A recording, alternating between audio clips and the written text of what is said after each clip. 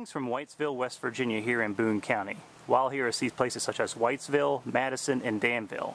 We'll also speak with Sue Ann Zickefoose, Circuit Clerk for Boone County, and Sheila Combs, President of the Upper Big Branch Memorial, and they'll both give us a detailed account of some of Boone County's history and culture.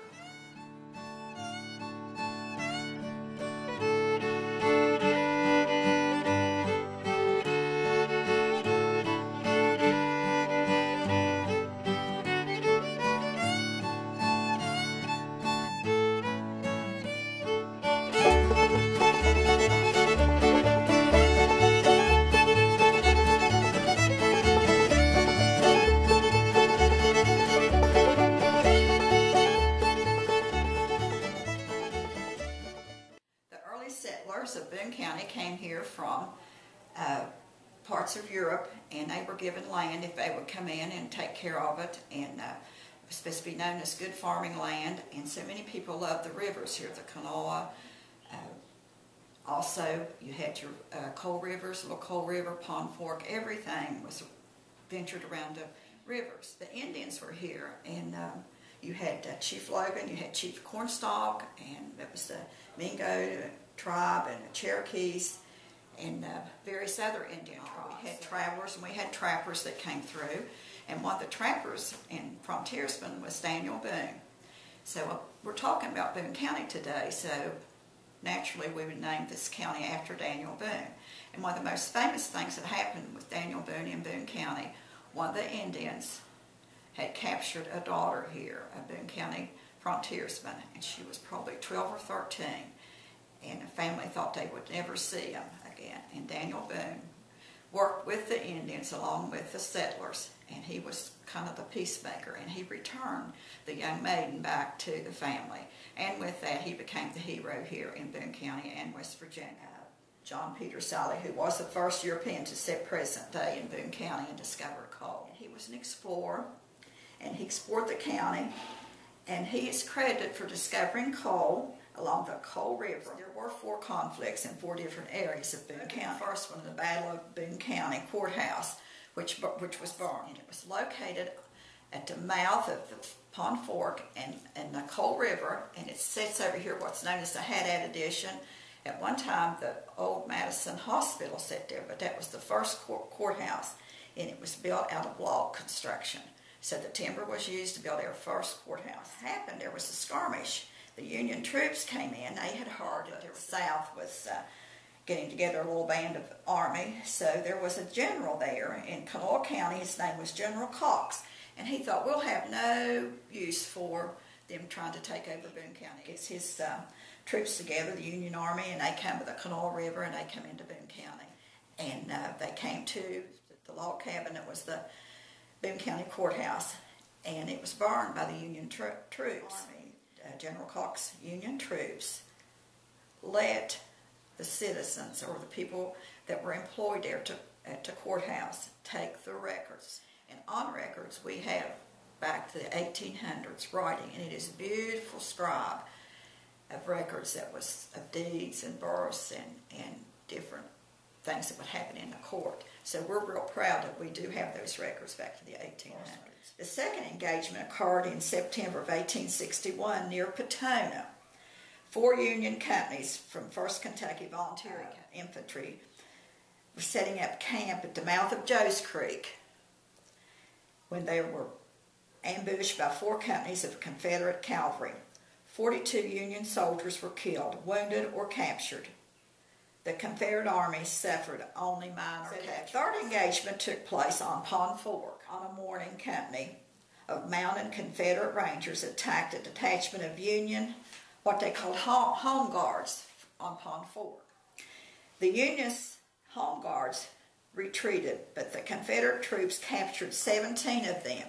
14 of them were accused of treason against the Confederacy and were sent to Richmond as a prisoner of war. Now, the 4th place in Boone County happened on Trace Fork of Big Creek. That's next to the Logan line going towards Logan.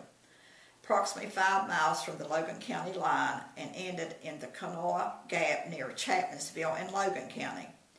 Union scouts reported a concentration of Confederate troops in the Chapmanville area, and Colonel Platt sent to dispatch it. He left in 1861 with 6 companies from Ohio.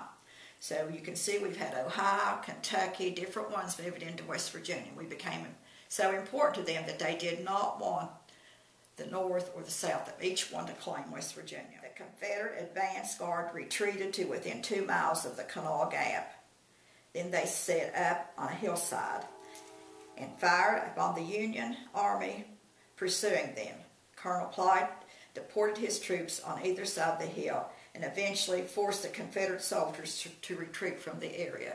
So the North took the area of Trace Fork of Big Creek and the other part of what they call the Kanawha Gap. The third site for the Boone County Courthouse was selected, and it is now standing on State Street. It's the original courthouse.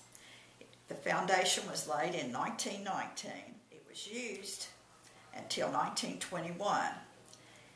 And Russ Warren, W-A-R-N-E, was the architect. And if you look at it, I think he had ideas of our capital and the capital of the state of West Virginia, because it, with the dome and all, just reminds you of a small little capital of either the national or the state. In the 1980s, we had a commissioner who wanted to preserve the courthouse. So many courthouses were being torn down. Logan tore down their original courthouse. Lincoln tore down their original courthouse. And we had a county commissioner by the name of Ed Cook who said, no, this building is too good. It's structured right. Let's put money into saving our courthouse. And we were so happy that Mr. Cook made that decision. We had to form a county government. So we wanted the county seat, and that became Madison, and that's where the courthouse was started in 1919. Well, there was a period of time that construction stopped. Well, there was a reason for construction stopped. Seems like at another town close by, within 1 to 2 miles, wanted that courthouse in their town, which was Danville. And the records show that there was a deed by a family who had given property for the courthouse. But with Madison already starting and having the foundation, people were saying, oh, we can't move it, we can't do that. And so the county clerk at that time, just out of nowhere, they were having a meeting, and he opens his drawer to his desk, and he pulls out a deed that if they hadn't built that in 15 years, they couldn't have it. So he held on to that deed, and that's why the courthouse remained in Madison, because Danville was determined to move it to their site where they thought they had the deed. The industry in Boone County has 2 major producers. We have the timber, and that started back after the Civil War, where the trees became a way of building homes, selling timber out to different countries, different states. And what helped that, we had our rivers, and that's how we would ship our lumber. So many people worked in the lumber industry. And in fact, that's how the Hatfields and McCoys got their start, was through timbering. Now, of course, Mr. Hatfield, Devil Anse, was the one that was rich, but then the cousin of the McCoy came in and decided he was going to steal the timber, so you can see how valuable timber was. And with the timber was the coal, and the coal industry was all over West Virginia, but it appears that maybe down in McDowell County was one of the first places that coal started. Even though coal was discovered in Boone, that was a livelihood. And you have your northern, eastern associated coal was in the north. They moved to the south and over in an area called Mont Coal, and you had small communities built up and down Pond Fork. You had Bob White, you had Twilight, and with that you had communities, and the coal companies invested in these communities. They had ball fields, they had the company stores, and the people became as one in a community. The little churches sprung up, and people raised their families, and they were very content in mining coal, and it became a way of life. But it's also a good paycheck for the average miner. And with all the workers, there became a need to fight for their rights. They felt like they were being, I don't want to use the word discriminated, but they wasn't getting fair wages for what type of work they were doing. So the Union was formed, and there was a battle. And one of the greatest battles that happened was the Battle of Blair Mountain. And that started at Marmet. There was a camp there. And they marched from Marmet through Madison up Route 17 to a place called Blair. And at this time, they're trying to preserve that part of the heritage for Blair Mountain. It's on the National Register, and sometimes it gets taken off. But there's a community fighting to preserve that part of Blair Mountain where people were killed, the miners. That they had a great leader, which was John L. Lewis, who really brought the miners and saw that the fair play and fair wages existed. And then World War II happened, and in World War II, we needed that coal to send the steel mills to make the tanks and the guns. And coal probably at that time became the most valuable resource in America. And men got deferments to get from going to World War II if they were an underground miner. President Roosevelt himself deferred, and one of those people that got deferred was my father. He was an underground miner. It wasn't a continuous miner, it was just an ordinary miner, what they called a cutting machine. So he tells the story, all of his brothers, he had 5 brothers who went to service, but because he had this job with the Spruce River Coal Company, his deferment came through. The coal has a heritage here in Boone County, and we do want to preserve it, so we have what's known as the Coal Heritage Museum down in downtown Madison. The museum contains priceless individual collections and showcases the culture and history of coal mining in southern West Virginia through displays and mining of memorabilia. Hundreds of people from dozens of states and several foreign countries have toured the museum, and they always have a register for you to sign the book. So it's real interesting to look through the book. And one of our visitors was Senator Byrd, and I got to accompany him there on a meeting. And with the crowd, he would look around and he saw some memorabilia, and he said his wish was to come back and have a private showing. But unfortunately, he passed before he had a chance. But he was so amazed. Some of the setup, we even have the early coal mining home with the bedroom set up and the baths that they had to take, and the way their dinner buckets and so forth were displayed. So this is so interesting if you wish to see how an early coal miner lived. Another historical place that's on the National Register is the Nellis Archives and Historical District. And a couple of citizens there decided this was worth preserving, so the County Commission, with the help of some grants, has preserved that building.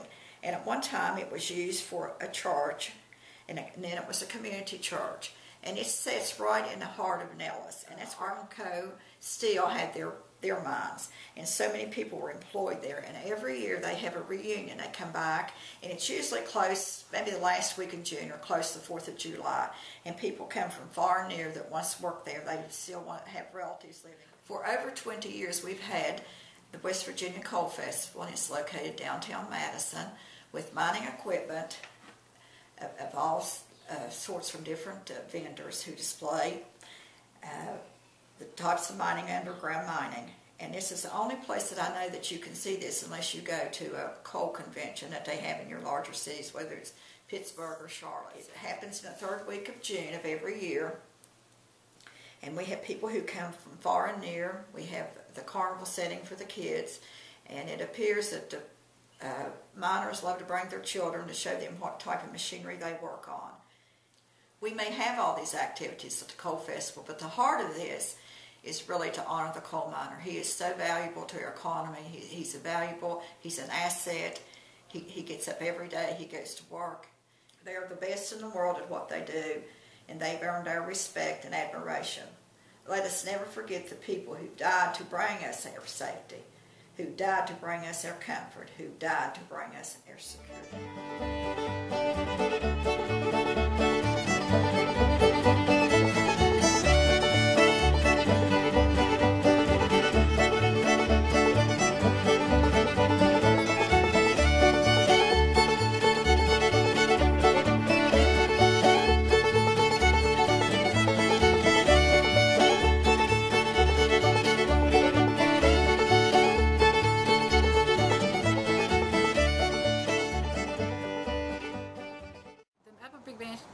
explosion took place on April 5th, 2010, and the mine is located approximately 6 miles from Whitesville. When there is a disaster of any magnitude, we as humans want to do something. We usually can't control whatever situation is happening, so the only thing we can do is build a memorial. So that's basically what we did, is build a memorial to the the miners, their families. And I think one interesting thing that we did is not only memorialize the 29 men that were killed, but create a homage to all miners. It's on the back of the memorial. It's a piece dedicated to all individuals who have been killed or got disease from the mining industry. And that's one aspect of it that I'm really proud of. And the other aspect is the history, the rich history that is coal mining in West Virginia, and especially in southern West Virginia. It's a strong part of who we are and where we come from. Approximately a year after the mine disaster, the town here in Whitesville, they were working on a memorial. They had asked me to get involved, and that's how I originally got involved. And from that, we formed the nonprofit, which is the Upper Big Branch Mining Memorial Group, and took over the building of the memorial for the town. The actual design, which took place by Chapman Technical Group, Rob Dinsmore. Very interesting story how we got that design. The day after the town council had voted to let our nonprofit take over the memorial, he had sketched out a very simple design of the 29 silhouettes on the wall, just 29 silhouettes of miners. And he had mailed it to the office in the city.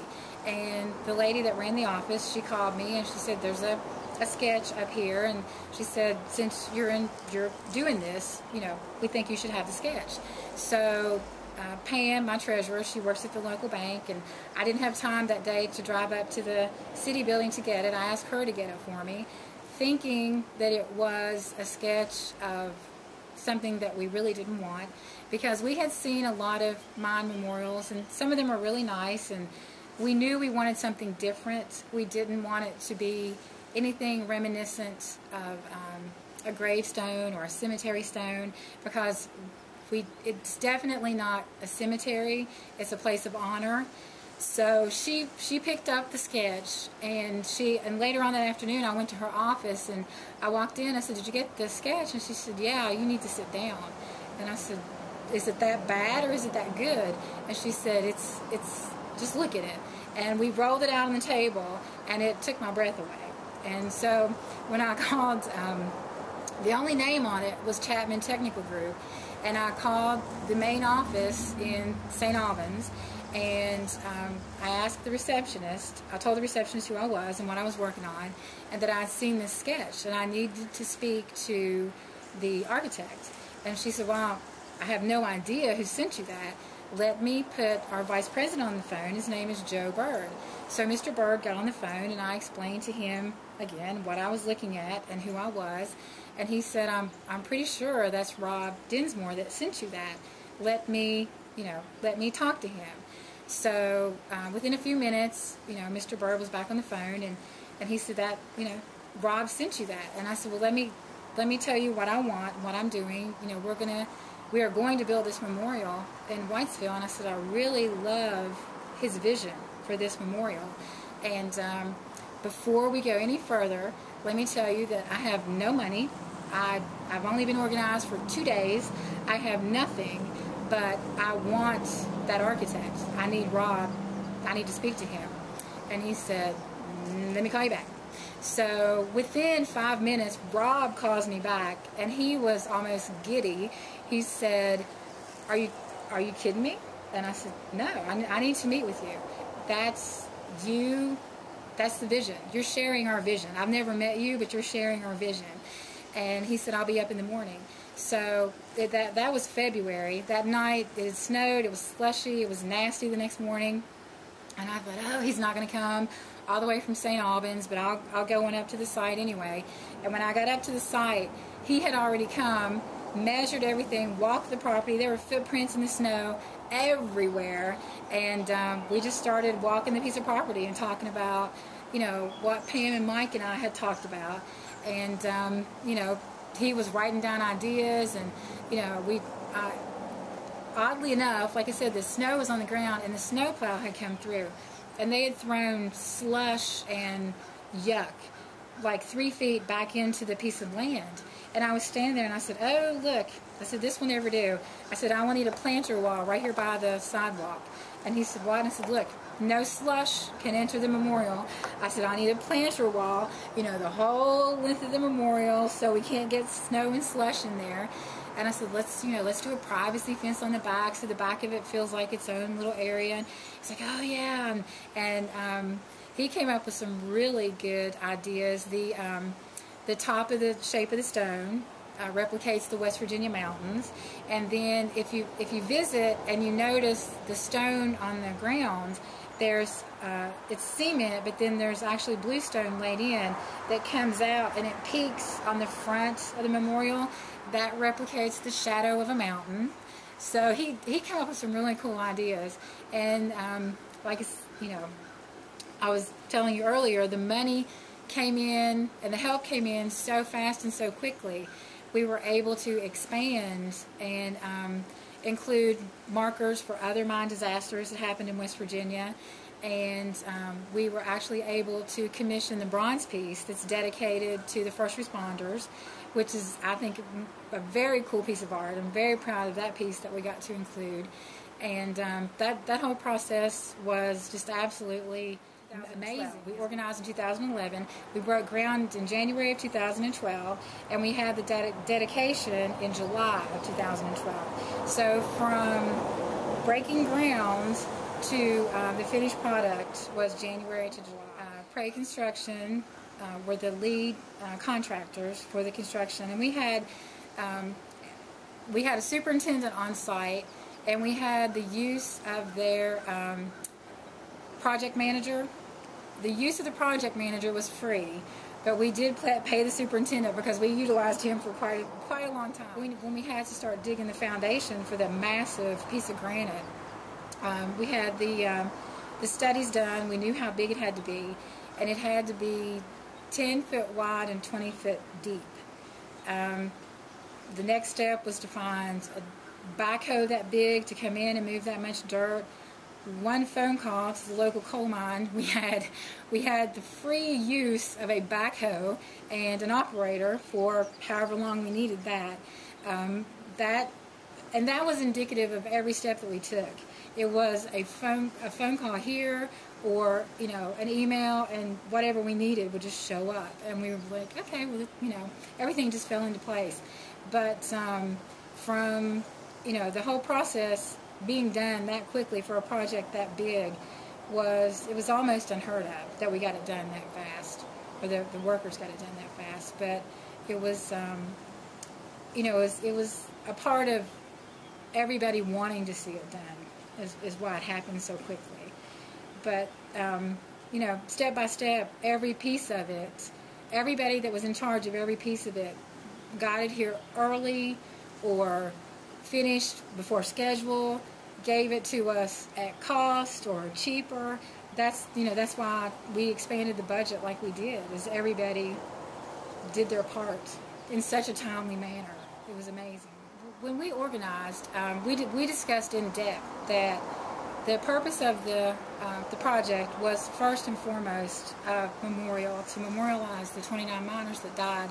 But we also knew going in that we had an opportunity to make a place of education and a place that, you know, would be twofold.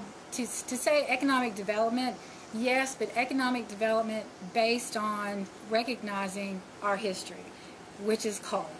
And that was, you know, we discussed that day one, that, you know, we had this massive opportunity, and part of that would be to make a place where people would come in and possibly revitalize, you know, a dying coal town, but also learn, you know, why this coal town's here, you know, what took place, you know, maybe leave with a new respect for the men and women that that mine coal. And the coal industry is a huge part of the history of the United States. The coal mining plays a huge part in that history, and that if we could make a place where people could come and walk away with a new respect and a new understanding of that history, that was also a major goal of ours. And we're now developing the Coal Heritage Riverwalk, which will go hand in hand with the Upper Big Branch Miners Memorial. It's approximately 500 feet from the memorial. That is to create a green space, a gathering space, where people that may come to the town, visit the memorial, pay their respects to the coal miners, pay their respects to the coal industry, perhaps attend a function that's here, and leave Boone County, leave southern West Virginia with a little bit of education and a little bit of a better respect for the coal mining industry.